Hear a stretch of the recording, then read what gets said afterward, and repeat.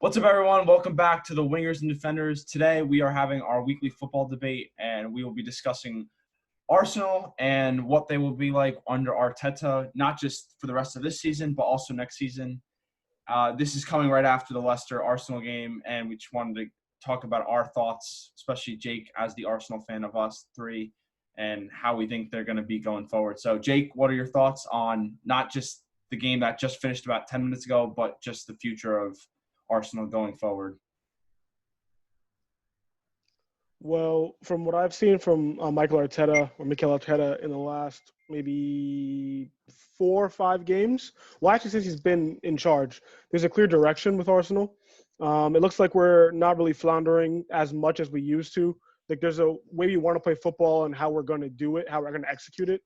And I think honestly, I think our ceiling next season, going into next season, is fourth or fifth place. I don't think we're a top four club yet. I think obviously City, Liverpool, I think Man U next season and Chelsea are probably clear of us. I'll admit that with our roster currently. I think we're comfortable fifth or sixth next season. If we get in new transfers, who knows? But as of right now, I think we're a comfortable fifth place, sixth place team next season. Today's first half performance against Leicester kind of showed that we can be a top five club. If you watch the entire first half, we should have been up 4-0 at halftime. If we took our chances, we should have been up 4-0 instead of 1-0. We had the wonderful Saka dribble assist, literally sat down Evans, easy tap in for Aubameyang after a great play by Saka. And then essentially the game, how it kind of affected us for Leicester was Lacazette not taking chances. I think he had maybe 4 or 5 chances to score, and 3 really good ones, and he couldn't convert any of them. If he converts just one, it's a 2-goal cushion going into the second half that we played poor in, but we'd still win 2-1 if he just converts one chance. And with Lacazette, scoring last game, and you think, okay, maybe he's going to come back. I don't know. I'm not sold on him. I think he should be involved in a deal where if we get a good swap or you can get a decent amount of money for him, I think we should sell him, because today is one of those days where you see take one chance and score and the game's finished. You can relax, but you let 3 chances pass you by. You miss the goal. You shoot right at Kasper Schmeichel, and then second half you come out dead and Leicester equalize. Whether it's an offside goal or not, I'm not going to really kind of go into that because it was kind of complicated, very small margins. But if Lacazette puts one of those away, then that Vardy goal doesn't even matter because they're still down. And, that's something that we have to work on, at least from our attack. Lacazette, I think at this point he's not been good enough this season. I think he needs to go. And I think good money for him or a good swap would be in order, because again, this is not good enough for a competent top 6 striker. It's not. And today clearly showed it. Yeah, I agree on this one. I think that Arsenal, they played a good game, especially the first half today. Jake, especially, I don't know if I've told you, Christian, but I remember even back when we were at college together, I rate Saka very highly. I think he's a stud, and I think he's going to be probably one of the best players in the league 4 or 5 years down the line, depending on who comes into the league. From other, say Mbappe comes, there's rumors that he might go to Liverpool. Who knows what happens there? But I think there's definitely potential for him to be a top 5 player in the league at some point. And I think Arteta's done a great job. He shored up that back line. We saw under Freddie, and we saw obviously under Emery that Arsenal's back line was their biggest hindrance. Their offense with Aubameyang, they were bagging goals, but at the end of the day, their defense was allowing 3-4 goals a game, and they just couldn't keep it up with just one attacking option. So I think Arteta really came in. He shored up that back line. He got the distractions out of the club basically by sitting down and saying, we're selling you basically to Guendouzi.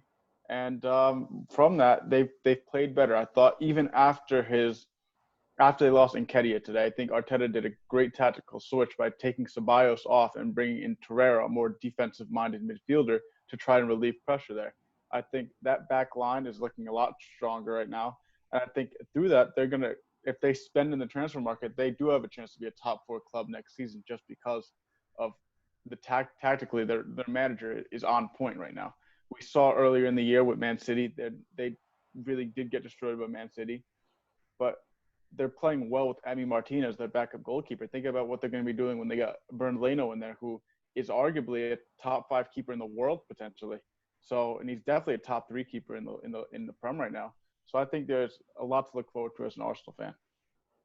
Yeah, just to bounce off that, I was thinking about it just before the game, even, and like if you're thinking about Arteta versus maybe Emery or just any previous manager that they've had, I think the big thing that we don't talk about enough is the fact that Emery came from PSG, and it's kind of hard to look at a manager when he goes and plays or manages PSG or any team in France, like a team, for example, that's just dominating their league over and over and over again, because it's not hard to win the French league, for example, and you have guys like Thomas Tuchel, for example, who I think he's managing right now, and he did great things at Dortmund in Germany, and then he goes and doesn't do anything in the Champions League, which is all that matters for PSG in hindsight, because it's pretty much a foregone conclusion they're going to win the league on every single year. And then another big thing is, like Joe just said, the defense is playing better. And I think the biggest thing, which David Luiz has been in the headlines for who knows how long, depending on what team you're looking at, but when he plays in a 3-back formation and he's got more support, he plays better. It's just a given fact. He's done it. He did it at Chelsea, and he's done it other places. And when he has more people like close to him in structure defensively, he looks better. And as Joe said, they're playing better defensively, especially. And in the first half, I agree that Arsenal had multiple chances to not just be up 1, but be up more. Lacazette didn't take them. Schmeichel did have some good saves, to be fair. So we have to take that in account. But, yes, there probably were chances that should have been buried. And obviously with VAR being in the headline as usual, it's debatable to even say whether Jose Perez touched it and then they should have rechecked the offsides. Who knows? But overall, I think you're in a better position than we could say, from example, that Manchester City game where you guys got completely dominated. It looks a little bit better now. And I think Arteta, coming from Pep Guardiola, which for the most part, he's one of the best managers in the world. There's no denying it. He plays his brand of football that most people don't play. He tries to play possession at the back with Ederson and stuff. And him coming from Pep, I think that Arsenal's going to get to a point where they're going to try to play a brand of football that's exciting to watch, super attacking.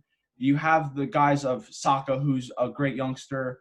You have Joe Willock in the midfield. You have Lucas Torreira. The list goes on and on. There's guys that do need to get out of the club. The likes of your defenders, you Mustafis. David Luiz is a 1-year rental again.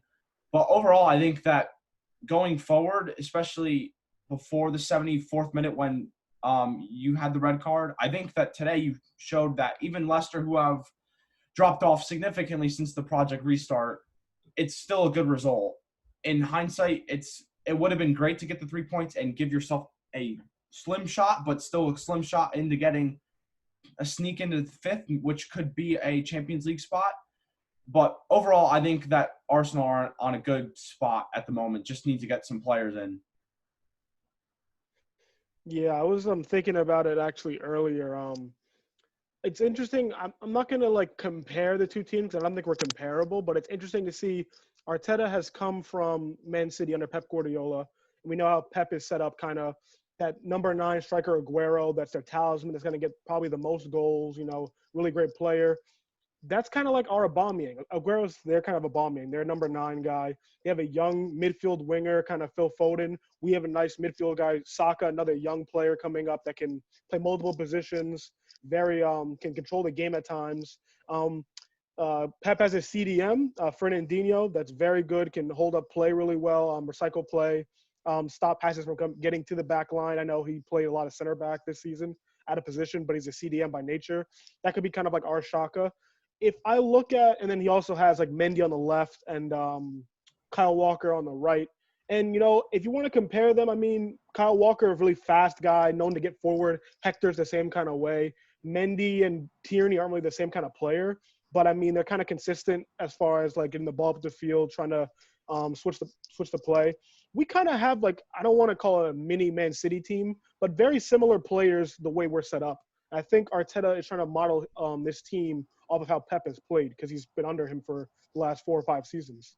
And I think that foundation we have can be really, really good. It's just, fixing our back line, which I think was actually good today. I think our attack let us down most today. I think our defense was actually pretty solid most of the game. I think Mustafi played well. David Luiz didn't have any mistakes. Tierney played well. Bellerin should have gotten an assist or two. I think it was really our attack that just let us down today. But, Arteta has a good foundation to build on. These players have shown that they can be high quality. It's just a matter of how consistent can they be. And, of course, the transfer market, getting players in, we're linked with Thomas Partey, other midfielders to kind of shore up that midfield and hopefully center backs defense. We could be looking at top 5 for us. But it's just a matter of transfer market and mentality. I also want to point out, too, we're playing with 10 men for about 35 minutes of the second half. Now, I don't want it to act like that's like an excuse that we lost this game, but we were playing with 10 men because Eddie and Kedia came on in the 73rd minute and immediately got sent off after a challenge. For me, I think it was a red. It was a bit harsh, but looking at the challenge, it was clumsy, it was reckless. There wasn't any ill will or bad intent, malicious intent, but it was clumsy. So I get the card. But what I think a lot of Arsenal fans are upset about was the inconsistency from the referees, because there are many times Vardy and other players in the midfield fouled Arsenal players, and I don't know if there's any yellow card shown for that. And then immediately Nketiah comes on first minute, has a rough challenge, I get that, and gets a red straight away. And then I think we had a couple other yellows, and I'm not sure how the decisions worked that game. It was rough. But, I think that contributes to this us getting only 1 point, us having 10 men. But we move on. I think our next game is Tottenham on Sunday, which I know me and Joe are waiting for that one. I think we're in better form than Tottenham are now because, they won they played Everton. They won their game off of a Lo Celso deflected goal. I don't know how well they played for most of the game, but, I think we're in better form than them. But whenever it's North London Derby, it could go either way. Yeah, form just gets thrown out the window in North London Derby. It doesn't matter because it's going to be a rough game. But staying on the Arsenal topic here, like you said, they're just in a great spot, and I don't like it as a Spurs fan. I don't like it, but at the same time, I have to respect it. Arteta's doing a great job there, and as many times as I like to banter Jake and crack jokes about him just being Pep's cone boy. No, he's done his job there, and he's a very good manager. I think he can usher in the new era of Arsenal after the Arsene Wenger era. Arsene Wenger. I just screwed that name up, but I don't really care. So yeah, it's upsetting to me, but I know Arsenal fans. If you're an Arsenal fan, you have to be happy. Yeah. Just to talk, I guess, more about. I think for me, at least, from my perspective, it's big on, like Jake said, it's going to be consistency because we've seen good performances, and you've seen it against Wolves and Sheffield United in the previous 2 games to this one. This was a pretty good performance as well. They're playing well against Wolves at the time. Were playing well, so that's a very good win. Sheffield United have also struggled similarly to Leicester, but overall, it's not like they're playing these teams in the bottom half of the table that are just struggling. They're against teams that are in the top half of the table that are looking to play European football next year. So you have to take that into account because it's not like they're playing the likes of Norwich every week and just killing them. There was a win against Norwich as well. But besides that, they've been playing well. I think for me, you have guys like Mesut Ozil. What's going to happen with him? What's going to happen with Granit Xhaka? Xhaka had his issues with early in the season when the captaincy got stripped of him and he was cursing at the fans. I think you need to find the balance between getting these dudes that aren't playing a lot, that are possibly there for the future, maybe not. But then you also have guys like Martinelli, you have Saka, you have Reece Nelson. There's a good balance in the squad between veterans and youngsters. And it's just going to be a test of whether or not Arsenal and the board can figure out what we need in the market, what we need to get rid of, and who needs to play consistently. Because I think the makings of a top 4 team are there. It's just going to be a question of can the board and can Arteta and his staff figure out what we need to do to get the right balance between all that, because to me, there's definitely the right balance. There's definitely the ability to get there. You have Aubameyang who's 30s. He's in his 30s, low 30s. You have some other He's dudes, either 30 or 31. which is getting close to his end of his peak, possibly. We're seeing Aguero at 30 and his mid-30s. I think he's 33, possibly 34, doing that. It's going to be interesting to see how long he's willing to stay and play at a high level, because he's obviously second in the Golden Boot behind Vardy at 20 goals, which means he's still producing at a pretty good level at that age, considering. But like Joe just said, we have Martinez playing well in goal. Like, what are you guys going to do when Leno comes back? Because, I mean, Martinez has been playing well and having good performances since he came in. So I think it's going to be just a test of Arteta as a manager, not just on the field, but also off the field, and figuring out what are we going to do with these players and figure out how we play the best way we can. Yeah, and I just want to say that, like, when you brought up Wolves and Leicester, like, they didn't play bad. They dominated the Wolves game, and I thought they were dominating the Leicester game until that red card, and then Leicester kind of just was able to pack you guys down in your own box. But I mean, and that's impressive, because we see other teams not being able to dominate these teams, and even lower table teams, and they kind of just have to sit back and hope to get a goal on the counterattack. So that's a sign to be happy with, because I mean, you could winning games is winning games, but what it shows to me is that the way Arsenal is doing it in their play, it's sustainable. It's not like one of these teams, like, for example, us against Everton. We won that game, but we played very poor, and it's not a sustainable way of winning games. We're not going to get 3 points every single time like that. Arsenal, looking at their Wolves game, they play that brand of football, they're going to get the 3 points 7 out of 10 times, depending on which type of team they play. So they're really in a good spot right now. Yeah, I think, like I said, I think you guys might have brought it up in the past. I brought it up, definitely. Mentality. It's kind of like having competition for positions in the starting 11. You know, at right back, we have a competition between, like, you know, who's going to start. Is it Cedric? Is it Hector? Is it Ainsley? You know, I think right now it's Hector that's kind of leading it, but each week there's kind of a, you know, what is Arteta going to pick? And I think we need that across the lineup, except for, you know, obviously Aubameyang, and I think Saka's a lock. But, like, even like Pepe should get into the team every week usually. But, you know, if players are playing well, we need competition in certain positions. And I think, you know, with Torreira coming back, he'll show, maybe if Danny Ceballos starts to let off a little bit, maybe bring in Torreira, a defensive kind of guy. But the Ceballos played pretty decently today. And I think right now, Leno probably won't play the rest of the season, because he's probably out for another 4 weeks, probably, I think. And then after that, I don't think they want to bring him back for the end of the season. So we'll probably stick with Emmy. And I think Emmy's been really good for us. Could add a clean sheet today. Another one would have been, I think, it was like his 7th clean sheet in 9 matches, I think, which is really, really good. The best in Arsenal's history since the Premier League's began. But, yeah, I just think we need competition at different positions on the pitch. If that happens, you know, with transfer market and players wanting to play for us, like getting players that don't want to play for us out of the club. So I think that's Ozil. Obviously, him not being on the bench means something that he doesn't want to really play for us that much. I think that's proven. I think he should go. Guendouzi, coming out to the last couple of days, he's not wanting to be here. Arteta sat him down saying he should move on.